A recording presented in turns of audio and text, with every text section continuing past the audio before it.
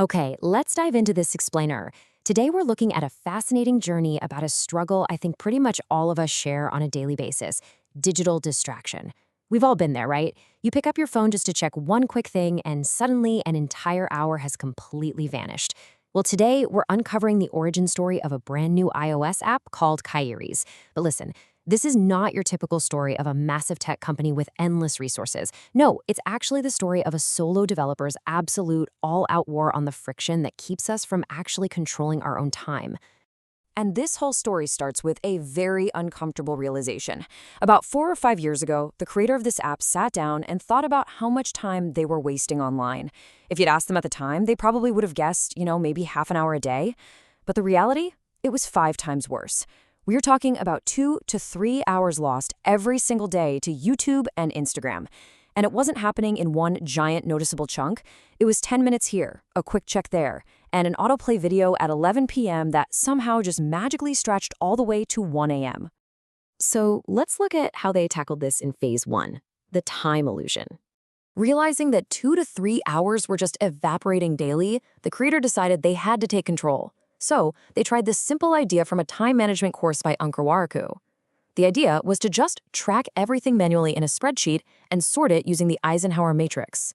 No fancy apps, just a basic spreadsheet to see exactly where the time was going. They tried it for exactly 1 week. And the results? They were totally dramatic. That 2 to 3 hours a day on YouTube just dropped to absolute zero. Instagram? Completely deleted. Gone. For that 1 week, this simple act of manual tracking worked so incredibly well that the creator literally felt like a completely different person. Problem solved, right? Well, then came week 2. And you might expect a slow, gradual slide back into old habits. Nope. In week 2, the creator went right back to YouTube. And not slowly either, just instantly back to the old ways. Now, if you're watching this and thinking, yep, I've been there, I just lack discipline, hold on a second.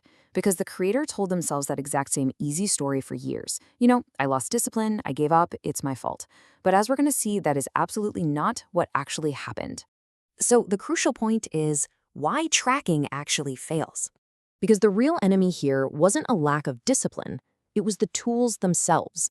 When a system asks too much of you on a tired, stressful day, it's pretty much guaranteed to break. Tracking manually on a spreadsheet is fatal for a few very specific reasons. First off, you just forget. You get completely absorbed in a project at 2 p.m. and you don't even remember the spreadsheet exists until like 9 p.m. Second, you're in a hurry. Think about the friction involved. You have to physically open a laptop, find the right file, scroll to the correct row, and type it all out. On a bad day, that's just way too much to ask. And third, because of those first two reasons, you end up having to reconstruct your day. You're sitting there at 11 p.m. trying to remember what on earth you did 9 hours ago. And honestly, that reconstruction is the fatal blow. Because when you fill in your day from memory, you're no longer tracking, you are guessing. And guessing always flatters you. You start to miss a day, and suddenly there's a gap in your sheet. You miss 2 days, and it stops feeling like a record at all. Miss 3 days, you quietly just stop opening the file entirely. You never actually make a conscious decision to quit. You just kind of drift away. So spreadsheets clearly had way too much friction. Next, they tried a paper diary. But this solved absolutely nothing. Why? Because you can't carry a physical paper diary everywhere you go. And ironically, the moments that are actually the most worth logging, the spontaneous events, the sudden distractions, are exactly the moments where you don't have that diary on you. Both of these tools were just completely wrong for the job. Which brings us to a really powerful realization from the source material. The idea was right. The tool was wrong. That sentence took me 4 years to arrive at. I mean, really think about that. 4 full years of knowing better, of having the undeniable proof in their memory of that one perfect week, but doing absolutely nothing. Why? Because every available method just cost way more energy than a normal, tired day could afford to pay. Let's move to and see how this builds into section 3, enter agentic AI. After 4 years of being completely stuck, the technology landscape shifted in a massive, game-changing way. Empowered by the rise of new agentic AI tools, the solo developer based out of Surat, India, realized they could finally build exactly what they needed. And it's actually amazing to think about. They didn't need a team. They didn't need a sprawling, bureaucratic 6-month development plan. They could move fast and build an entire iOS app completely alone. And the best part, they were building it for an audience of exactly one user, themselves. This kicks off phase 4, Track, break, fix, repeat. Getting the app built was honestly the easy part. The real magic was in the daily grind that followed. The process was incredibly fast and punchy. Step 1, track a day using the app. Step 2, inevitably hit a rough edge or some tiny point of friction. Step 3, because they were the solo developer, just immediately fix that exact irritation. And step 4, repeat that cycle relentlessly for months.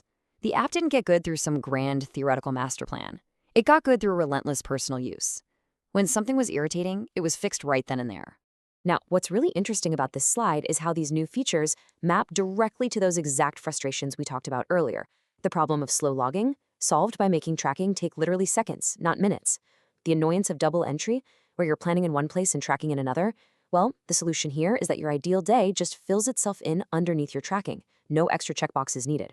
And remember the guilt of losing streaks? The creator actually almost rage quit their own app over losing a 40-day streak during a trip, so they built a way to safely pause streaks without breaking them. Even mundane things, like milk deliveries or just reading the news, got a designated place because real life requires logging the boring stuff too. Which leads us into our final section, taking charge of time. This relentless war on friction is what resulted in Kairis. It's currently live on the iOS App Store right now, and it is 100% free. There are no ads. There is absolutely nothing to buy. And this is entirely on purpose.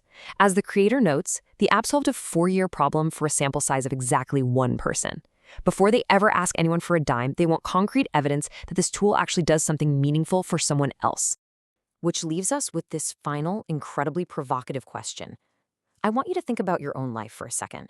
If you have ever tracked your time, watched it actually work beautifully for a few days, and then quietly stopped, what broke? What was the friction that made you drift away? The creator of Kairis invites you to try the app, find the friction, tell them exactly what breaks for you, and finally take charge of your time. Because taking charge of your time is still the best advice out there. You just might have been using the wrong tools all along. Thanks so much for joining me on this explainer. Now go see where your time is really going.